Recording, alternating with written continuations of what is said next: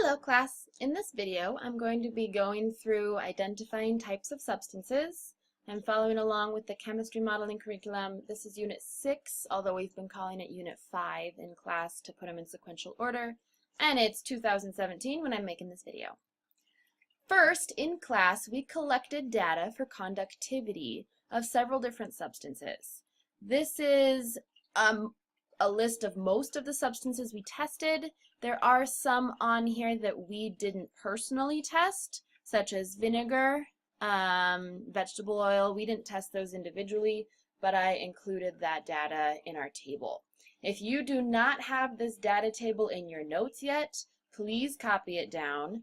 If you were gone the day we collected conductivity data, you will need this as a reference, not only for the rest of these notes, but also for later in this unit. Just an introduction into how this table is set up. We've got the name of our substances over here. These are their common names. Sucrose is sugar, sodium chloride is what we know it to be table salt. I've also given the chemical formulas here. And then over here, when we had our conductivity, we were testing for whether it was conductive as a solid, or if we dissolved it in water, then was it conductive as a solution. And the yeses mean yes, they were conductive as solids. The no's mean no, they didn't conduct as a solution. And then my note at the bottom says that all of these X's were things that we could not test. For example, iron doesn't dissolve in water, so it couldn't form a solution in order for us to test it. Okay, now based on this table, we can start to make some observations, make some conclusions about our substances. We kind of see some trends here. We see a trend here with our substances not conducting, and then we see kind of this category here that doesn't conduct as solid, but it does conduct as solutions. So we can break up these substances into 3 different categories, and those are the 3 categories that I'm going to go into for what their properties are. All right, in this first category, we're looking at the iron, the aluminum, the copper. We said our data shows that they conducted as solids, and because they conduct as solids, then we know that these are going to be metals. Something else to note is that these are all individual elements. So they're not compounds, they're not different types of atoms shoved together, they're just one type of atom repeating over and over and over again. So iron is made of just iron atoms. Because they are made of atoms, we call this first category atomic. So these are atomic solids. With your molecular structure, there are connections between your atoms, or there are possible, but not necessarily in a fixed ratio. So we could have 3 atoms of iron together, or we could have 10 atoms of iron together. It all depends on how big your sample is. Some other examples of your atomic substances: it doesn't have to be all metals. We do have some non-metal examples. Mostly they're the noble gases, such as helium, argon, neon, that last group on the periodic table on the very far right side. Now, when scientists were studying these different structures, these different substances, they didn't necessarily have equipment that could zoom in and make predictions for what your substances actually look like at the microscopic scale. Today, modern scientists have computer animations. We have some ways to zoom into what our atoms look like, so we can start representing these as particles and seeing how they're arranged and connected together.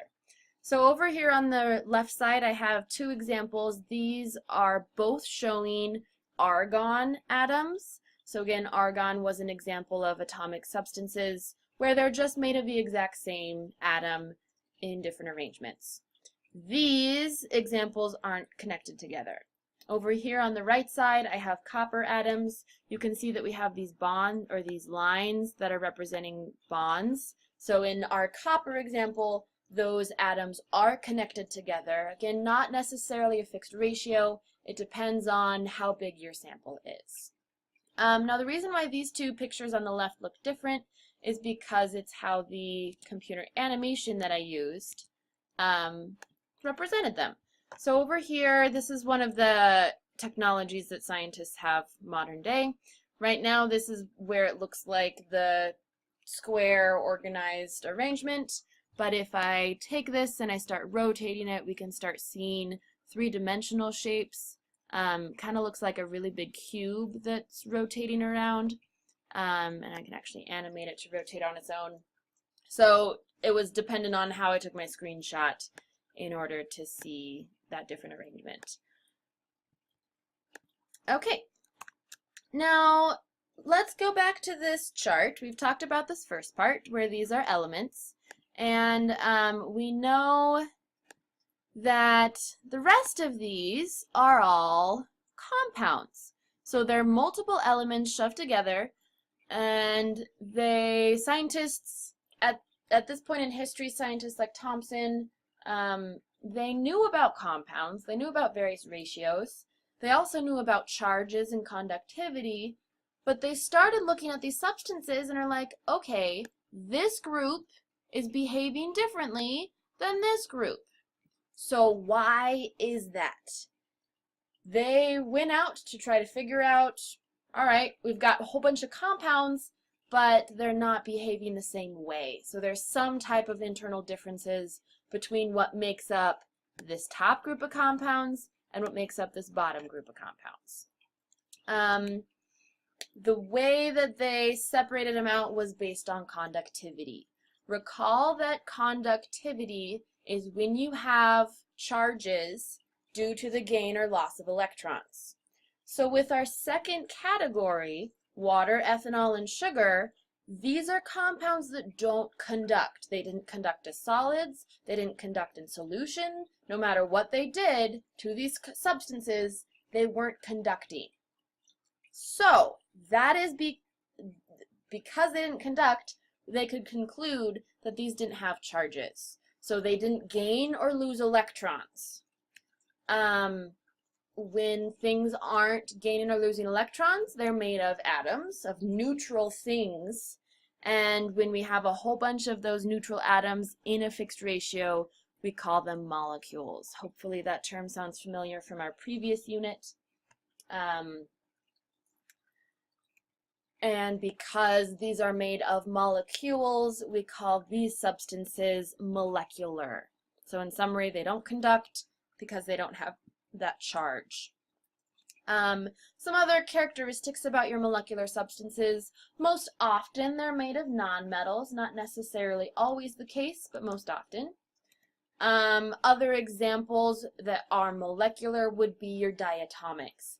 Note, these are still the same elements, so oxygen, but because we have two of them stuck together, bonded together in a fixed ratio, that's why oxygen, chlorine, all of your other diatomics, they're considered molecular. They're molecules, not just atomic. Few other characteristics about molecular is that they can be more than one atom bonded together in a fixed ratio. That atom can be the same atom, such as in our diatomics where they're the same atom, or they can be different atoms, such as in carbon dioxide or water, different atoms bonded together. And similar in our copper, we saw those lines that connected all our circles together. In this case, we do not have connections between our molecules. So this water molecule is not bound to this water molecule. And this carbon dioxide molecule is not connected to this carbon dioxide molecule. It does get more complicated than that, but we cover that in AP chemistry. So for right now, we're going to go with molecules aren't connected together, and they're not glued together like atoms that form the molecules are. Now, our last category is that category that did not conduct as a solid, but they did conduct as a solution when they were dissolved. So that means that when they're a solid, well, let's start with the solution first. When they're a solution, they have those mobile charges. They have those electrons that are being gained or lost. But those are only appearing when it's dissolved or when your charges are free to move around. In your solid structure, let's go back to what we learned about solids earlier on in the year. We said that solids were pretty rigid. They had that lattice work. They were organized and arranged. You had some vibrations in your atoms, but in general, they were stuck. They weren't moving around. They're not bouncing off walls. They're kind of just keeping their shape and they're stuck where they're at. Because of that rigid structure, your charges can't move around. That's why it's not conducting as a solid. But the minute you break apart your solid substance, the minute you dissolve it, you have those charges that are moving around. Think kind of like our tape sandwich. When we did our sticky tape lab, we had those two pieces of tape stuck together. When they were stuck together, they behaved as a neutral substance, as a neutral substance. It wasn't until we ripped them apart that we had that separation of charge, that we had one that became positive because it lost electrons, and we had another that became negative because it gained electrons. That's what's happening in this third category. This is your sodium chloride, your copper 2 chloride, your ammonium chlorides. This is your salt, so all of your salt type things. They conducted when your electrons can be transferred, when you can gain or lose electrons, mainly when you're dissolving your substance. They're free to move around. They're not stuck together anymore. We've ripped them apart, and so we've got those positive and negative charges. Your solids, they were too rigid. Your positive and negative charges, your electrons, they can't move from substance to substance. So that's why they're not conducting as a solid, but they are conducting when dissolved. Now, because these things are made of charged particles, we call them ions. So an ion is an atom or molecule with a charge due to the gain or loss of electrons. So in the case of our tape sandwich, your positively charged tape became positive because it lost electrons. Similar to our substances up here. One of these elements is going to become positively charged. The other one is going to become negatively charged when we rip this apart by dissolving it. Please check out the copper chloride electrolysis demonstration video, and that will explain which charge goes with which of these substances. Because these are made of ions, we call this third category ionic substances. Now, some examples of ionic. This is your sodium chloride example. Notice that it's a lot of your atoms stuck together in a solid structure. It's very organized. It's very rigid. The transfer of electrons is not happening in this format. But when we start breaking that apart, so take this solid crystal and we start pulling off its pieces, so this is your lone chlorine atom and then your lone sodium atom, we start breaking it apart, that's when you've got your differences of positives and negatives. That's when they can start conducting. Those are your three types of substances: atomic, molecular, and ionic. Most often, ionic are metals and nonmetals, but not always, because we have other things, other molecules that can have charges, and those are your polyatomics. We'll dive into those later on this week. Now, we just finished talking about different types of substances based on either it being made of atoms, so it's atomic, being a whole bunch of nonmetals clumped together. They don't conduct, they don't have charges, so they're molecular. Also things being ionic, where you have positive or negative charges due to the loss or gain of electrons. And when those charges can move around freely, then it's ionic substances. A few notable exceptions that I want to mention for those examples, or a couple examples. First is sulfur. Now, sulfur is on the right side of the periodic table, so, and if we look at sulfur as a solid, it does not conduct, so it's a nonmetal. And because it's elemental, you might be tempted to classify it as atomic substances. However, it's only made of one type of atom, so elemental, but those atoms are connected together in a fixed ratio. If we look at sulfur naturally, there are 8 sulfur atoms that are bonded together in that specific ratio. Because they're all bonded together and there's a specific ratio, we classify sulfur as a molecular substance or a molecule. And if you get a whole bunch of sulfur molecules together, it might look something like this. And what I actually want to do is go through back to that computer simulation, kind of show what this whole bunch of sulfurs look like. So notice we have these 8, 1, 2, 3, 4, 5, 6, 7, 8. So this is a molecule. Over here is a molecule. Down here we have molecules. Down here we have molecules. Even in this large mass of everything, they're all sets of 8 that are bonded together in kind of a circle. And if we were to animate this, even like this one over here, you can see that it's not actually bonded to anything. Let me pause. So let's take, kind of hard to see one of them. Let's take, nope.